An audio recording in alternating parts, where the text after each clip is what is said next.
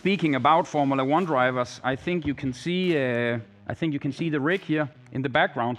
That's actually because Kevin will be here tomorrow. Kevin Magnussen, of course, he'll be here tomorrow to do some sim driving with us. What we are working on is really this feeling of a Formula One car. A lot of you, including myself, may have an idea or an opinion about how it should feel. But let's just face it, guys, none of us really drove a Formula One car, did we? Kevin did, Kevin does. When Kevin tells me now it feels like a Formula One car, I trust him, and so should you. And that may not be the fastest in a sim race. You know, I think often there is a big difference between what feels nice and what is fast. What we want to share with you is the sensation of driving a Formula One car. And it's of course based in software and firmware. So if you want to, live Kevin's world, you can do that with our wheelbases. And then it probably feels pretty weird, to be honest. It does not feel like any car that I've driven before. But then you can just change the setting and then you're back to whatever you like.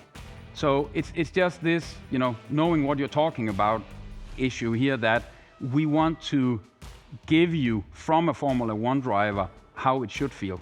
So we'll take one more question, and that is actually around K-Mag. I know you work with K-Mag. Will you in the future launch a custom K-Mag F1 wheel? What I can say is that what we are not working on with Kevin is like a stupid branding campaign where he put his signature on it and then you pay 3 times the product so Kevin can become wealthy. What we are trying to do is to work on meaningful features. So for example, the F1 feeling. We are in dialogue with Kevin around different products that we could do together where it's actually based on his input. So it would be a K-Mag specific version. Just to give you some insight, the practicalities in it though is we are super busy executing on our roadmap.